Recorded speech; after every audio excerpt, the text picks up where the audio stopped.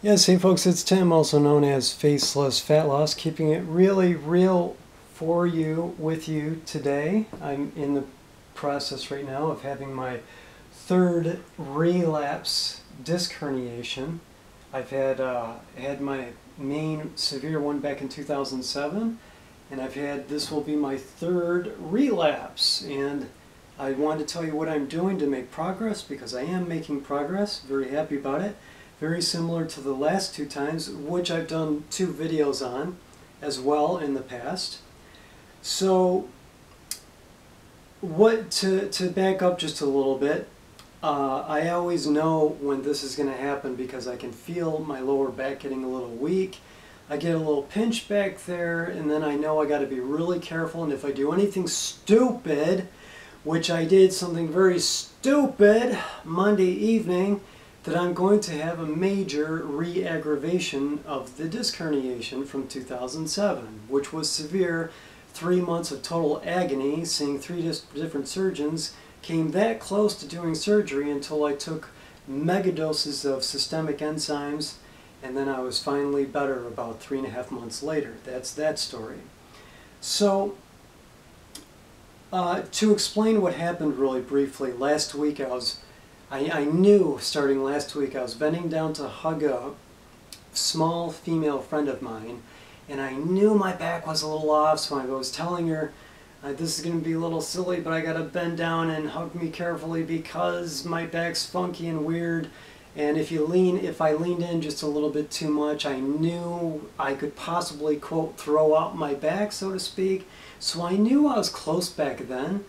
So come Monday night, I was in this, just to make a really long story short, I was trying to lift something from an awkward position that I knew I shouldn't have been doing. I'm so mad at myself about this. I got that little pop back there, that sharp pain, and I'm like, oh shit. And I'm like, crap, can I recover, can I recover, can I recover? So I had something in my hand, I stood up to put it down. Luckily, this happened at my family's house, and I stood myself up and took a step or so and was experiencing sheer absolute agony. I was oil pulling at the time, over 10 minutes worth, so I'm like got this crap in my mouth, and so I'm breathing like mad through my nose, like, because I'm in so much pain and agony, and I'm growling because I'm in so much pain and agony. And family discovered that I was growling and what sounded like hyperventilating through my nose, so they came to me and said, "What's wrong?" And I'm like, "Get me a bag, get me a bag." I had to say with my head back because I had this coconut oil in my mouth, and she got me a bag, and I said, "I gotta spit into it," so I spit into it because I didn't want to spit all over their floor, and silly me didn't want to swallow it because I figured it's all contaminated, so I didn't want to swallow it. These sometimes I just do, I probably should have just swallowed the damn crap. But anyways, sheer pain. I'm like, damn it, here we go again. I knew I was screwed. I started trying to walk around as best I can, and I was just in agony. Every single cuss word you can think of. You know, on this YouTube channel, I don't swear hardly at all, just because I don't like to. If I'm gonna F-bomb, I'll rarely F-bomb. I'll say funking instead for fun, you know, as in funky, F-U-N-K. And not when I've got a relapse of the herniated disc. Then it's F-U-C-K with a hard C-K, and every other swear word in the freaking book for the next however long it takes me to get better. So, I was able to get in a seated position, but and minimize the pain, but the pain was way up there. It was about a 10. It felt like all my weight was crushing my discs in my lower back. That's one of the most painful parts. And then I had all this massive tension in the back. So I'm analyzing it like I always do, analyzing it like crazy, and I came up with some stuff I wanted to make sure I shared that I feel was really important.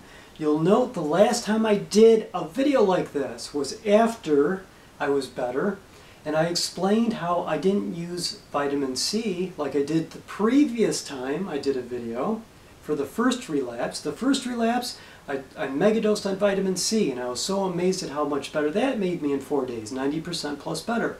The second time I said to myself, forget the vitamin C this time. I'm not going to do that. I'm just going to down water like mad. So I downed spring water like mad. 4 days later, 90% better. I'm like, this is so freaking awesome. So this time around, I'm doing the same. I'm doing it with distilled water. As a side note, meanwhile, my family wanted to take me to the hospital emergency room and just get my discs fused or something because there wasn't much they can do and I was in total agony. But let me tell you about what I analyzed here. You'll note the last time I did this video, this kind of video about my recovery was 2 friggin' years ago exactly. Exactly 2 years ago, or else it was 3. Point being, it was at the end of August. It was at the end of August. This has been my worst year ever for sun exposure, my worst. I knew my D levels were crap this year, I knew they were. I've also been slacking off on my topical magnesium. I knew my magnesium levels were low because I get muscle twitching. And I wasn't drinking as much water as I normally do. Normally I'm very well hydrated, I drink plenty of water every day, and I haven't been.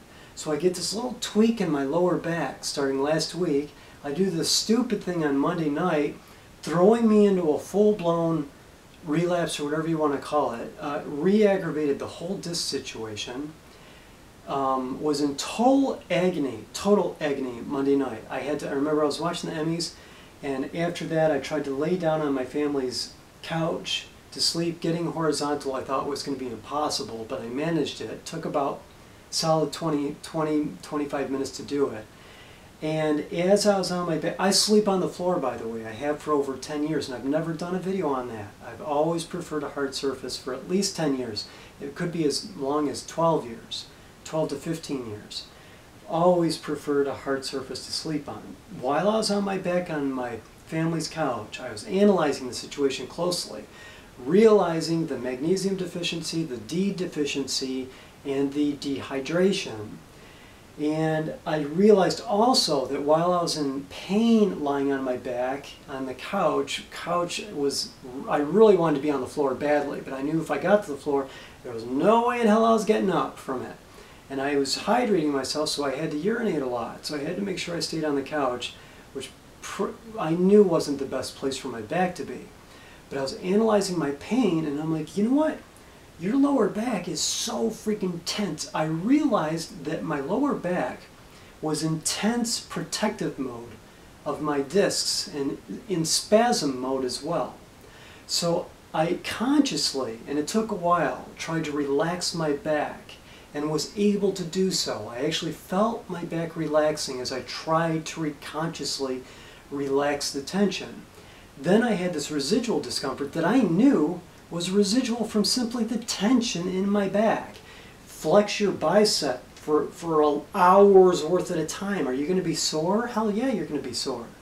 So I realized that's where a lot of my residual soreness was right then and there, was from the sheer tension of the spasming of my back and the flexing of my back muscles in an attempt to protect myself and my disc. So I just want to tell everyone that that's what I'm doing.